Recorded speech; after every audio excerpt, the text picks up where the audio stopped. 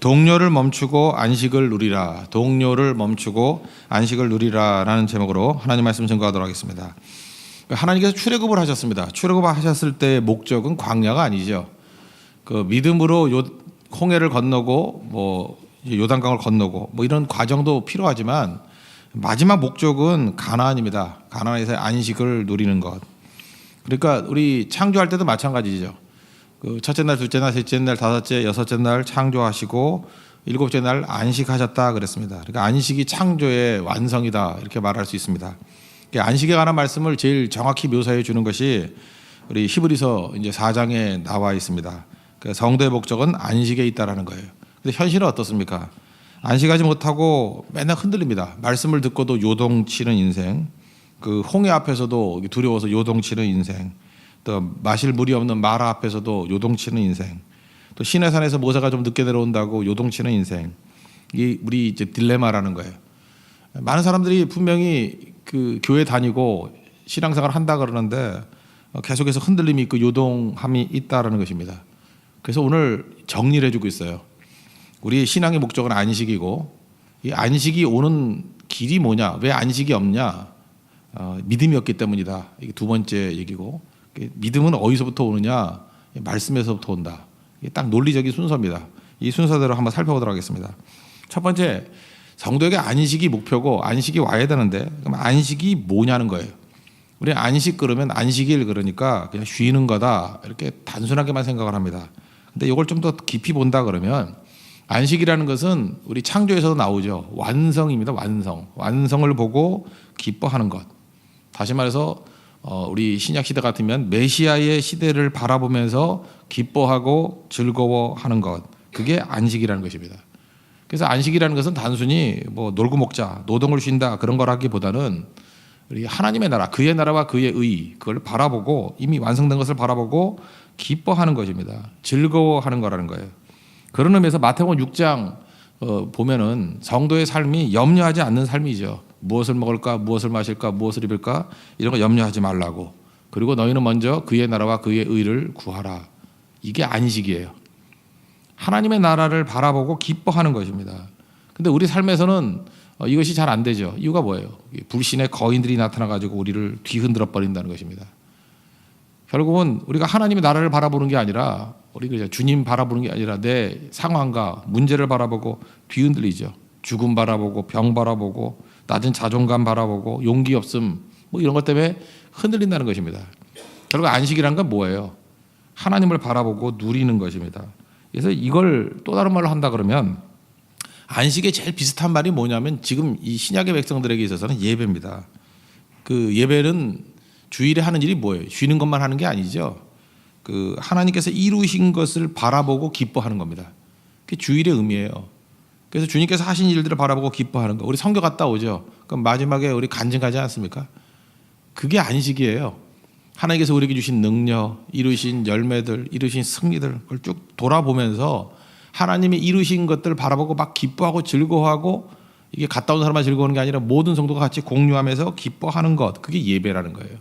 그게 간증이라는 거예요. 그게 안식의 삶이라는 것입니다. 언제 안식하라는 거예요? 7절부터 11절까지 쭉 내용을 보면은 특별히 7절에 시편 95편을 들면서 오랜 후에 다윗의 글에 다시 어느 날을 정하여 오늘이라고 미리 이같이 일렀으되 그랬죠. 오늘. 그러니까 이 히브리 기자의 핵심이 뭐냐면 언제 안식해야 되느냐 하면 바로 오늘이라는 거예요. 어느 날이라는 게 썸데이가 아니고 바로 오늘이라는 것이에요. 오늘 너희가 그의 음성을 듣거든 너희 마음을 완고하게 하지 말라. 다시 말해서 지금 안식을 누리라. 하나님을 기뻐하라는 것입니다. 그래서 안식이라는 것은 죽고 난 다음에 천국 가는 거 그건 영원한 안식이죠. 그러나 또 동시에 그 영원한 안식도 하나님 나라 가서 하나님을 기뻐하는 거 아닙니까? 같이 천국 잔치를 묘사하잖아요. 그게 안식이에요. 이 땅에서의 안식은 무엇입니까? 하나님이 이루신 것들을 바라보고 기뻐하고 즐거워하고 누리고 찬송하는 거예요. 그래서 우리 소위의 문답에도 보면 우리 인간이 제일 되는 목적이 뭐예요? 하나님을 영화롭게 하고 그를 영원토록 즐거워하는 거, 기뻐하는 거. 그러니까 이 땅에서 우리는 안식하며 사는 것입니다. 하나님을 기뻐하며 사는 것. 그게 성도의 삶이라는 것입니다. 안식은 그런 거다. 쉼이 아니라 하나님을 바라보면서 기뻐하는 것이 안식이다. 그러면은 두 번째로 안식에 이르지 못하는 이유가 뭐냐? 그럴 때 핵심이 이겁니다. 믿는다고 하면서도 안식을 이루지 못하는 이유는 뭐냐? 믿음이 없기 때문에 그렇다라는 거예요. 먼저 우리 3장의 앞에 보십시오. 18절부터 19절까지 볼까요? 쭉 설명하면서 또 하나님이 누구에게 맹세하사 그의 안식에 들어오지 못하리라 하셨느냐? 곧 순종하지 않은 자들에게가 아니냐? 이로 보건대 그들이 믿지 아니함으로 능히 들어가지 못한 것이라. 왜 안식에 들어가지 못합니까? 믿음이 없기 때문에. 또 4장 2절에 보니까 그들과 같이 우리도 복음 전함을 받은 자이나 들은 바 그 말씀이 그들에게 유익하지 못한 것은 듣는 자가 믿음과 결부시키지 아니함이라. 그러니까 우리가 안식을 누리지 못하는 이유가 무엇입니까? 믿음이 없기 때문에 그렇다는 거예요. 그래서 성도들에게 믿음이 중요한 이유는 뭐냐면 안식을 누리는 것. 그죠? 진정한 안식을 누리는 것. 그러니까 제가 믿음이 없으면은 맨날 동요하고 흔들리는 인생을 산다는 거예요. 업앤다운이 반복되는 인생을 살아가게 된다는 것입니다. 이스라엘 백성들을 보십시오. 하나님 그 약속이 없었던 게 아니고 하나님의 기업이 없었던 게 아니잖아요. 다 주셨는데 믿음 없으니까 홍해 앞에서 동요하잖아요. 안식이 없잖아요. 그 모세의 차이점이 무엇입니까? 모세는 하나님 앞에서 안식을 누리잖아요. 그게 평안하고 언제나 흔들리지 아니하고 잠 잘 자고. 근데 믿음이 없는 사람들은 맨날 흔들린다는 것입니다. 말과 국에 동요되는 사람들, 믿음 없는 백성들, 믿음이 있는 모세는 너희는 가만히 있어 하나님이 일하심을 보라 그러잖아요. 그러니까 안식을 누리죠. 그러니까 오늘도 우리가 안식을 누리지 못하는 이유는 뭐냐면 핵심이에요. 믿음이 없기 때문에 그렇다는 것입니다. 여리고성 앞에서도 보십시오. 믿음이 없을 때 흔들리다가 믿음 가지고 도니까 결국 안식을 누리잖아요. 안식에서 최종 승리가 오게 되더라는 것입니다. 그래서 안식을 누릴 수 있는 길은 무엇이냐? 하나님 앞에서의 믿음이라는 거예요. 그래서 매 순간순간마다 우리가 하나님 앞에서 믿음으로 나아갈 수 있는 하나님의 종 되기를 바랍니다. 그래서 우리에게 능력이 없는 것도 아니고 약속이 없는 것도 아니라 이 믿음이 없기 때문에 우리가 넘어지게 된다. 적당 믿으면은 그 믿음에서만 약화되는 게 아니라 우리 삶 전체가 뒤흔들린다는 것입니다. 그래서 우리를 믿음의 반석 위에 우리 인생을 둬야 진정한 안식이 임하게 된다는 거예요. 히브리 기자의 굉장히 중요한 포인트라는 것입니다. 그럼 세 번째, 그럼 믿음은 어떻게 오는 것이냐? 뭐 로마서적인 시각과 똑같지요. 말씀에서부터 믿음이 온다는 것입니다. 12절 보십시오. 하나님의 말씀은 살아있고 활력이 있어 좌우의 날선 어떤 것보다도 예리하여 혼과 영과 및 관절과 골수를 찔러 쪼개기까지 하며 또 마음의 생각과 뜻을 판단하나니. 믿음이 있어야 안식으로 이제 가는데 그 믿음은 어디서 오느냐면 말씀에서부터 온다는 거예요. 말씀의 특징을 세 가지로 설명하고 있죠. 살았다. 두 번째는 운동력이 있다. 에너지, 역동성, 다이나믹스가 있다. 그리고 세 번째는 예리한 칼과 같다. 이거 뭐 간단히 설명하면 이런 거죠. 살았다라는 건 뭐예요? 살았고 운동력이 있다. 뭐 뭉쳐서 같이 얘기한다 그러면 생명이 있다는 거예요. 말씀에는. 그래서 귀신 들린 자에게 말씀이 선포가 되면 쫓겨납니다. 그죠? 말씀이 능력이 있기 때문에 우리 병든 자들에게 말씀이 선포되면 치유가 일어난다는 거예요. 우리 삶 가운데 많은 풍랑들이 있죠. 그 말씀이 선포되면 잔잔해진다는 것입니다. 말씀이 선포되면 은과 금은 내게 얻거니와 내게 있는 것으로 내게 준다. 나사렛 예수 그리스도 이름으로 일어나 걸으라. 말씀이 선포되면 안진매기가 일어나게 된다는 거예요. 그래서 말씀의 능력을 우리가 볼 줄 알아야 되는 거예요. 살았고 운동력이 있다. 그래서 우리 죽음이 있는 모든 곳에 우리가 해야 될 일이 무엇입니까? 하나님 말씀을 선포하면 살았고 운동력이 있어진다는 거예요. 여러분 인생에서 약간 느릿느릿해지죠? 말씀이 선포되면 운동력이 있어요. 활력이 있다니까. 에너지가 넘쳐난다니까요. 말씀 따라 보세요. 이게 뭐 살았다 하나 죽은 자 같이 인생을 산다는 것입니다. 그러니까 우리 소망은 뭐예요? 말씀에 있죠.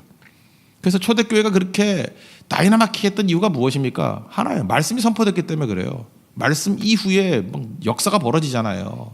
이게 말씀의 능력이라는 것입니다.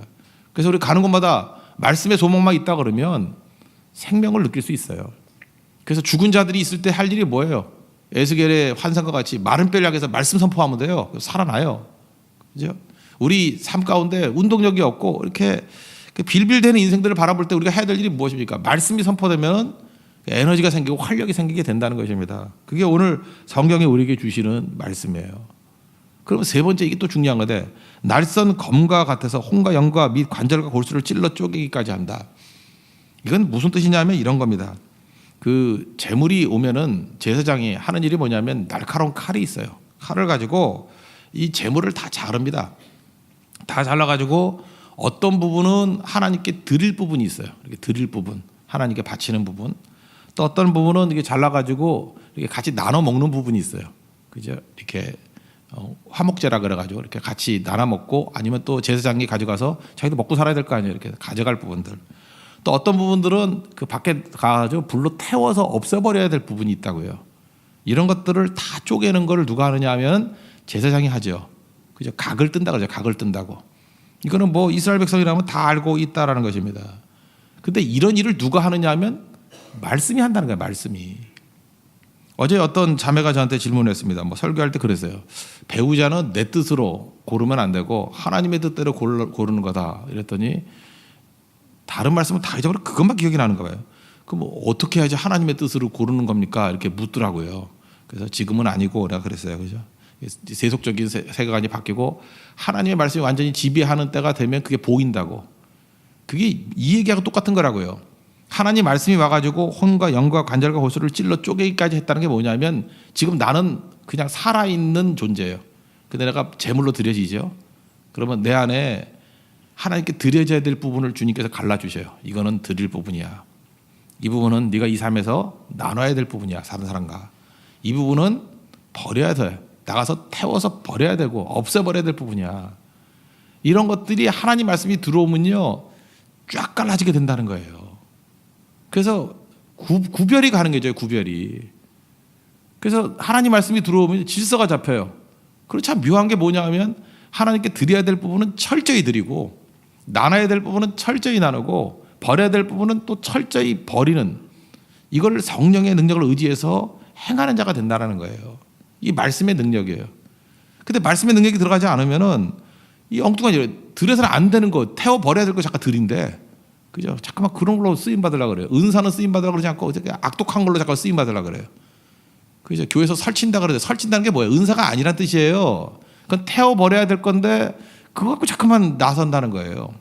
이게 말씀이 자기 혼과 영과 관절과 골수를 찔러 쪼개지 않았기 때문에 그래요. 구분을 못하는 거예요. 구분을. 어떤 거는 분명히 나눠야 될 게 있거든요. 근데 욕심 가운데 자기 혼자만 다 누려버려요. 하나 나누질 않아요. 그래서 공동체 유익이 되지 못한다고요. 제가 보니까 그건 욕심이 많아서가 아니라 모르는 거예요. 뭘 나눠야 되는지를. 그리고 버려야 될 부분, 그걸 몰라요. 버려야 될 걸 갖고 잠깐만 그 부끄러운지도 모르고 설치고 다니고. 그게 우리 모습이라는 것입니다. 그래서 하나님 말씀이 들어가야 돼요. 사도 베드로 보십시오. 사도행전 이후에 하나님 말씀이 그의 인생을 지배하니까 우리 느끼는 게 뭐예요? 베드로가 변했어요? 아니 뭐 변하긴 변했겠지만 뭐가 변했겠습니까? 그 인생이 뭐 바뀌었겠어요? 성질이 바뀌었겠어요? 뭐 기질이 바뀌었겠어? 성령이 지배한다는 건 있는 모습 그대로예요. 그런데 복음서에서는 버려야 될 부분이 자꾸만 드러나는 거예요. 자꾸 실수하죠.